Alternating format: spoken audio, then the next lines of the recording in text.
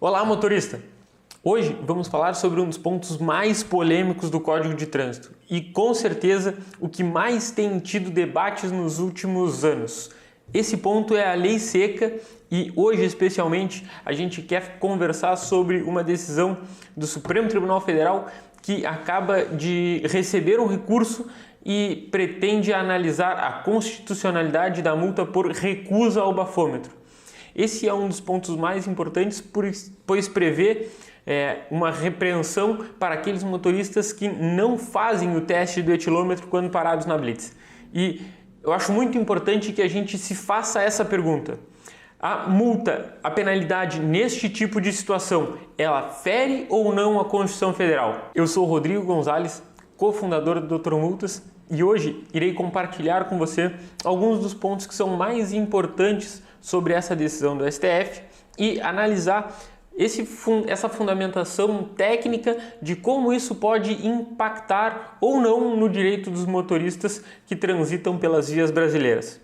Eu gostaria de convidar você para assistir esse vídeo até o final, pois eu acredito que é de extrema importância que o motorista saiba, esteja atualizado sobre exatamente aquilo que ele pode ou não deixar de fazer e principalmente como essas punições elas são articuladas para garantir a segurança do trânsito e a punição dos motoristas infratores. Eu acredito que neste vídeo é bastante importante que nós comecemos primeiro entendendo o que é a multa da Lei Seca, o que é previsto na lei, e eu quero fazer isso de uma forma bem rápida, pois este assunto existe já bastante conteúdo aqui no nosso canal e quem quiser se aprofundar nisso, a gente vai ter essa possibilidade. Inclusive a gente sempre deixa aqui nos comentários do vídeo alguns assuntos que possam aprofundar o tema.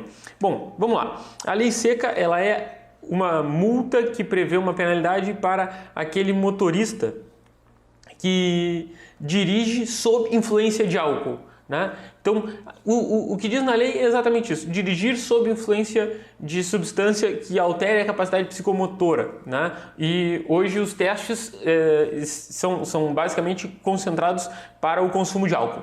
Então, lá na lei é previsto no artigo 165 para aquele motorista que realiza um teste e esse teste comprova, né, que ele estava sob influência de álcool, e o artigo 165A, que foi criado muito depois da criação do Código de Trânsito. Isso foi alvo de muitos debates nas últimas décadas, e então tem o artigo 165, que é dirigir sob influência de álcool, e o artigo 165A, que é recusar a submeter a exame ou teste que comprove que aquele motorista está sóbrio. Então, tu tem um artigo para o tipo de o motorista dirigir sob influência de álcool com a comprovação e um tipo que prevê a penalidade para o motorista que se recusa a realizar o teste, né? As penalidades são idênticas, ambos prevêem uma multa gravíssima com fator multiplicador de 10 vezes, ou seja, uma multa de quase R$3.000. E também a suspensão do direito de dirigir pelo período de 12 meses. E aqui a lei é taxativa e prevê uma suspensão do direito de dirigir fechada. Ela não prevê um elastério desse prazo, ela prevê fechada em 12 meses. Bem, até aqui acho que a gente conseguiu ter uma explicação do que é a Lei Seca, mas vamos trazer isso para a discussão que está se trabalhando no STF, que para mim é o principal ponto, o principal de mais atenção que a gente deva focar hoje. O que o STF vem discutir? Em cima de um processo gerado no Detran do Rio Grande do Sul, houve um recurso e esse recurso chegou à Suprema Corte do país. E a Suprema Corte entendeu, numa decisão relatada pelo ministro Luiz Fux, que há sim espaço para esta análise constitucional dentro do princípio, na verdade dentro do artigo 165A. Existe então um debate que foi criado agora no STF oficialmente e que terá repercussão geral, né, que vai impactar todos os outros casos, de se o artigo 165A, aquela multa por recusa, ela impacta, ela fere a Constituição Federal ou não. E aí eu vou dizer os motivos pelo qual isso está sendo debatido. Quando o ministro Luiz Fux ele recebeu esse recurso, o que ele apontou como alguns dos principais assuntos que serão debatidos para análise? Hoje existe no Código de Trânsito a previsão de penalidade para o motorista que se recusa a realizar o teste do bafômetro. E a discussão é: a nossa Constituição prevê garantias aos cidadãos de vários direitos. Entre esses direitos, a gente sempre destaca o direito de não produzir prova contra si mesmo, né? O direito da não autoincriminação é um direito consagrado num tratado internacional e também respaldado pela nossa Constituição Federal. E também existem alguns outros princípios, como o princípio da proporcionalidade, da razoabilidade. E aí, a gente, além de princípios constitucionais, a gente traz para o assunto a discussão de uma matéria penal. Uma matéria que, no direito penal, existem algumas regras para que a pessoa possa ser punida por uma ação, né? E precisa haver uma prova positiva de que aquela infração ou aquela ação foi de fato cometida pelo réu. No direito administrativo, especialmente no caso da lei seca, o que vem sendo discutido? Sempre que o motorista se recusa a realizar o teste, não há prova nenhuma de que ele estava dirigindo sob influência de álcool, né? Porque o fato dele se recusar, a princípio, não pode ser entendido como prova de que ele estava embriagado. Até se pode discutir se esse motorista vai ser multado ou não, mas não pode garantir o fato de que ele estava embriagado. Então, esse é um ponto importante que eu acredito que deva ser lembrado e ser trazido para essa discussão. O que eu acredito que é importante assim para a interpretação do motorista? Em final de 2019, a 11ª Câmara, a 11ª Turma do Tribunal de Justiça do Estado de São Paulo decidiu pela inconstitucionalidade do artigo 165A. Existe dentro do nosso sistema judiciário uma hierarquia de órgãos julgadores e, claro, a gente tem os juízes de primeira instância, temos os tribunais regionais, os tribunais superiores, né? E dependendo da complexidade da matéria, o assunto vai ser discutido em diferentes searas. Bom, o que acontece? No Tribunal de Justiça do Estado de São Paulo, uma ação tratando exatamente sobre a constitucionalidade do artigo 165A decidiu que este artigo feria a Constituição. Por quê? Porque ele pretendia punir um motorista por algo que não havia prova positiva e que a Constituição garantia para este motorista cidadão o direito de não produzir prova contra si mesmo. Então, a 11ª Turma decidiu que era inconstitucional. Esse motorista teve a multa anulada, portanto. Agora, meses depois, a discussão volta ao palco, já agora recebida pelo Supremo Tribunal Federal, que é uma instância acima do Tribunal de Justiça do Estado de São Paulo, para uma análise mais complexa, para uma análise profunda de se fere ou não fere. E agora o STF fez uma ação que eu considero muito importante. Ele pretende dar repercussão geral para a decisão que for tomada neste recurso. O que é a repercussão geral? E eu acho que este é um ponto nevrálgico da decisão e da discussão aqui, porque isso vai impactar os motoristas.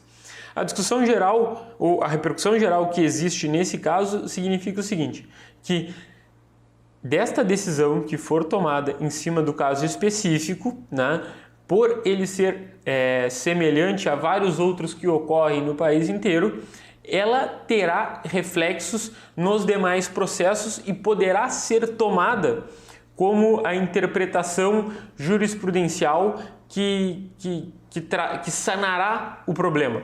Então, o que for decidido neste recurso será usado para as decisões de outros casos similares. Isso é a repercussão geral. E eu acredito que é muito importante porque nós motoristas, a partir de então, passaremos a ter de uma forma mais clara o que vai ser feito no caso de recusa ao teste do bafômetro. O que é feito hoje? Hoje o motorista que se recusa, ele é autuado e sofre as mesmas punições do que aquele motorista que faz o teste, o motorista que realiza o teste e tem a embriaguez constatada. A partir dessa decisão, o que vai poder acontecer? Ou o motorista vai seguir sendo penalizado com essa mesma pena, né, com essa mesma previsão legal, ou então o STF vai decidir que é inconstitucional o artigo 165 e extinguirá, né, ou praticamente extinguirá a pena por este tipo de conduta. Então, isso muda drasticamente aquilo que a gente tem previsto dentro da nossa prática jurídica, que eu acredito que é tão relevante, né, no dia a dia do motorista, porque a gente aqui propõe um debate que seja para entender o que isso afeta no dia a dia do motorista. Como que a gente vai mudar o nosso comportamento com base numa decisão dessas? Eu acredito que o nosso propósito aqui no vídeo não seja tanto dar uma explicação técnica, eu procuro traduzir essa explicação técnica o máximo possível para que a gente consiga trazer o diálogo para os motoristas, para todos aqueles que têm interesse em saber mais sobre os seus direitos. E até se vocês quiserem que a gente traga algum outro tipo de informação ou ajuste essa informação para alguma forma, quiserem informações mais profundas, a gente pode trazer trechos da lei, analisar isso, mas eu estou tentando já fazer um pouco dessa interpretação e trazer para um debate que a gente possa evoluir e avançar sabendo mais os direitos de cada motorista.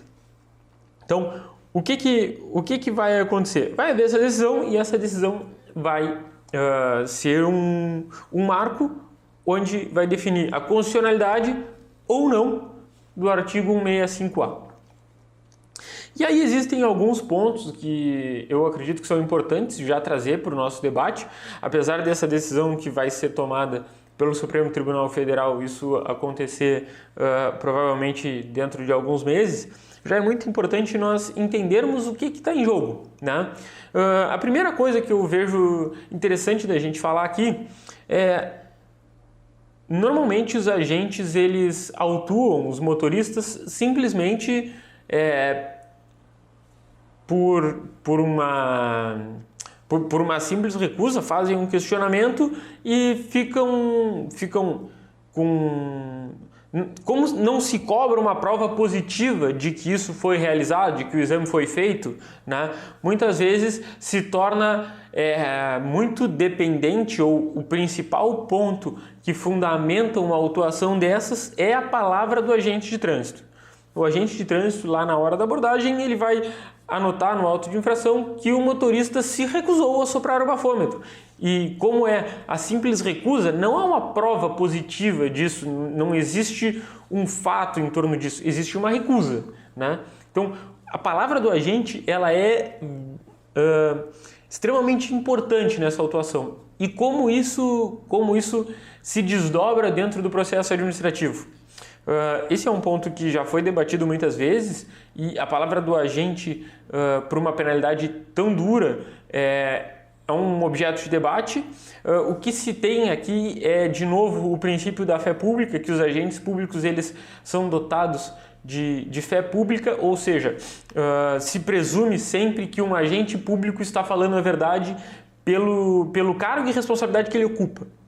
Então, isso é um ponto importante de se dizer.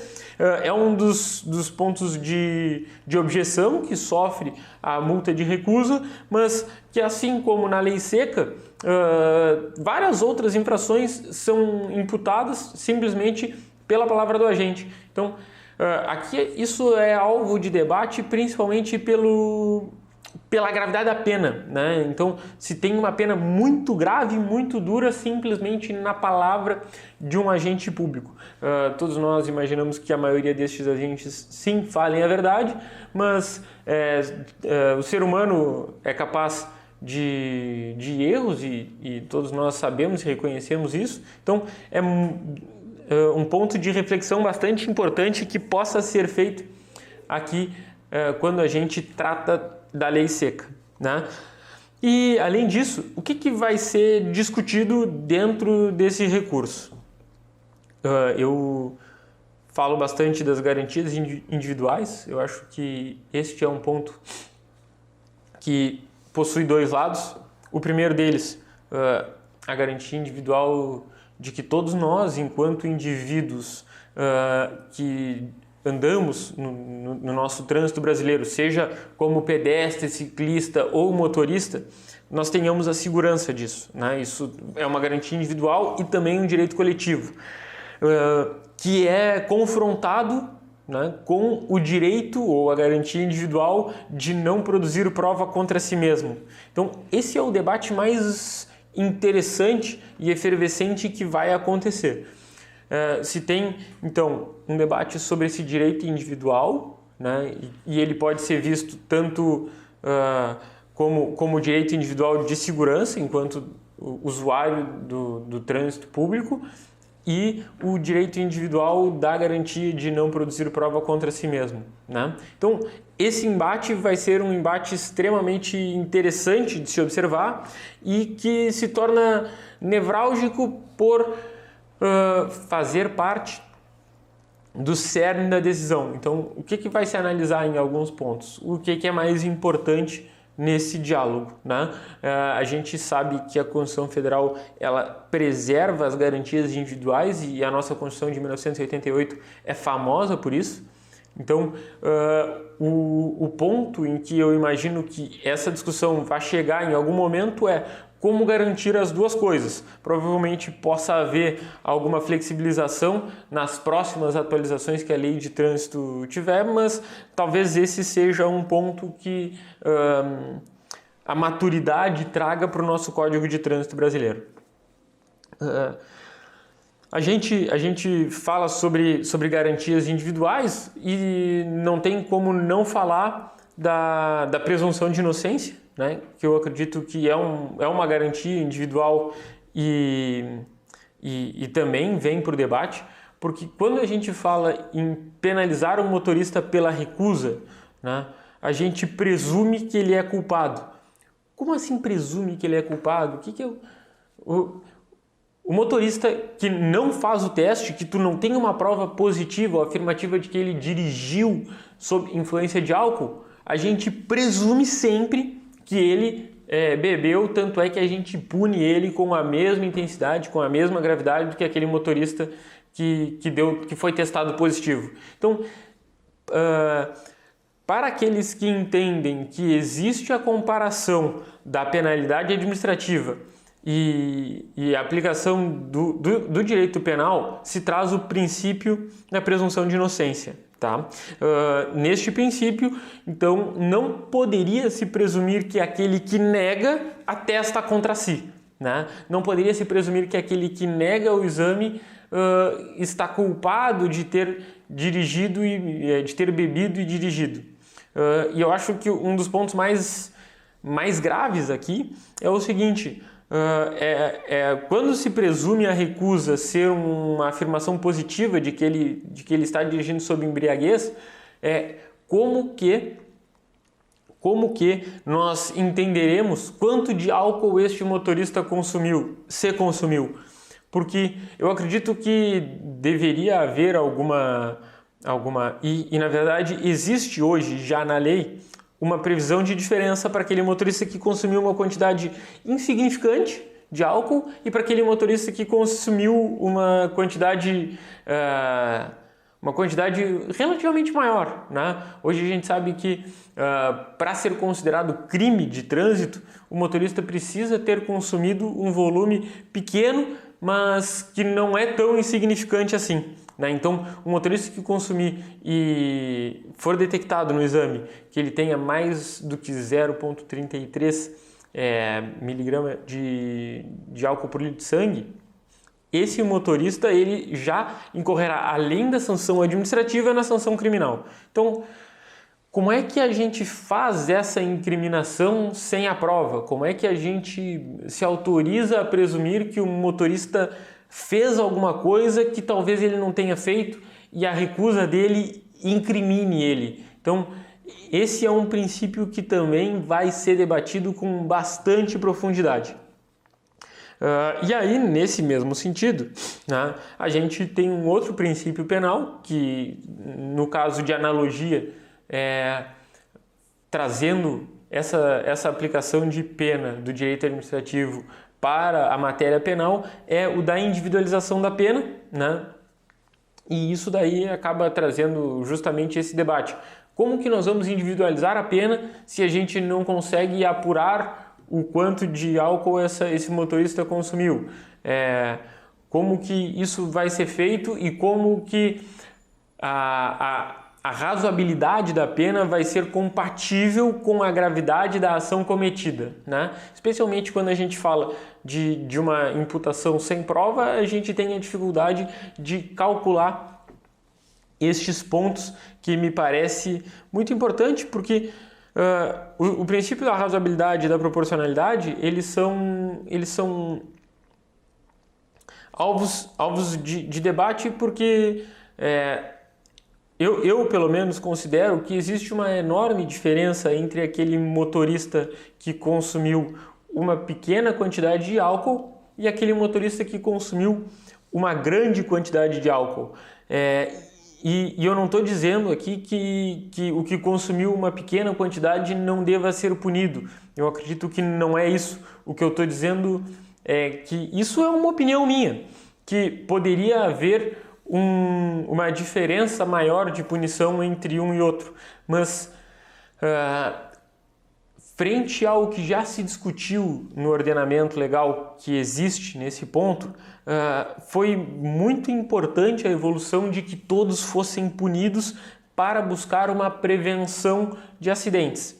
E aí aqui eu acho importante, depois de ter trazido esses pontos, eu acho muito importante refletir um pouquinho sobre o que acontece e trazer para vocês a minha opinião, e aqui eu gostaria de deixar bem claro a minha ideia de me comunicar com os motoristas e trazer uma opinião sobre como eu vejo que isso vai repercutir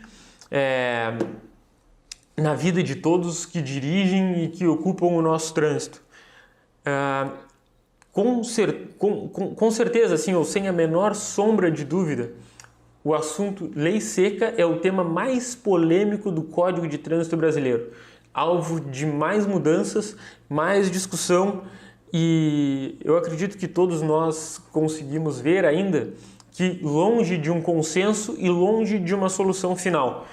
Nós temos muitos problemas ainda no trânsito brasileiro e muitas vidas ainda são perdidas por causa de acidentes que são causados por pessoas que haviam ingerido bebidas alcoólicas. Isso é um ponto que nós não podemos negligenciar.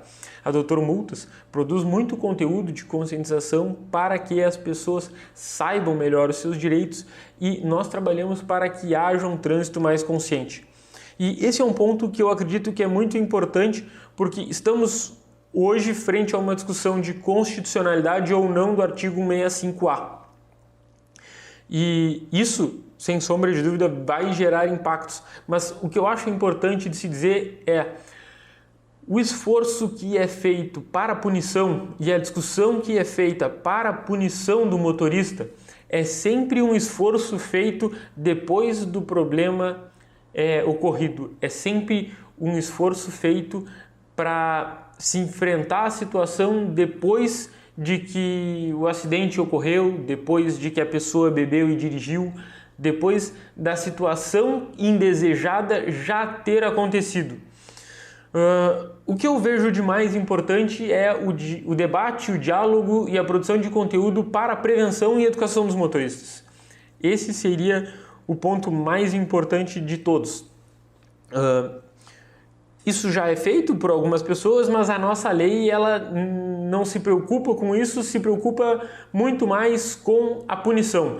E apesar de haver muito esforço nos últimos anos, é notório que ainda existe muito caminho a ser percorrido e de que às vezes a punição ela não é a melhor solução preventiva. Às vezes a punição ela acaba não trazendo nos cidadãos e nos motoristas a sensação que a gente gostaria de preocupação ou medo em cometer aquela conduta pela gravidade da punição. Então acredito que esse é um ponto importante de ser trazido aqui.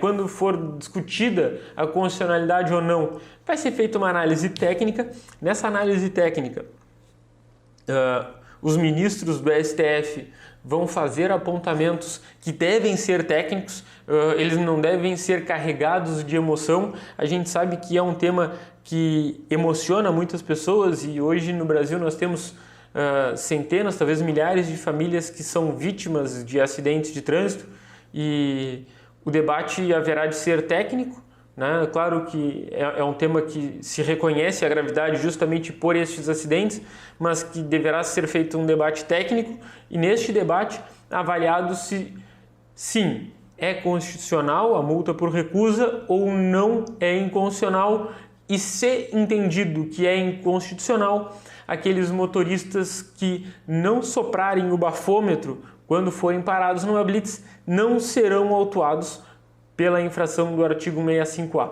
Então, é um debate extremamente importante, é um debate que está longe de ser concluído, que provavelmente existirão ainda muitos capítulos e nós ficaremos atentos, trazendo esse conteúdo aqui para vocês, fomentando a discussão, estimulando que sempre os motoristas saibam os seus direitos, exerçam os seus direitos, estejam conscientes daquilo que pode ou não ser feito. E não se esqueça, se você gostou desse vídeo, se você concorda ou não com o que foi dito aqui, deixe o seu comentário, nos diga como você prefere que a gente grave esse tipo de conteúdo, que a gente fale sobre esse tipo de conteúdo aqui para você.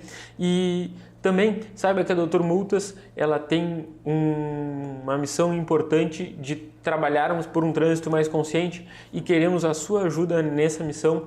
E também a Dr. Multas produz vídeos e toda segunda e quinta-feira às 19 horas estarão entrando no ar aqui no YouTube. Então não deixe de se inscrever no canal, siga aquilo que a gente produz aqui, se mantenha sempre atualizado sobre as principais novidades na matéria de direito de trânsito. Espero que vocês tenham gostado desse conteúdo que a gente produziu aqui e nos vemos na próxima semana.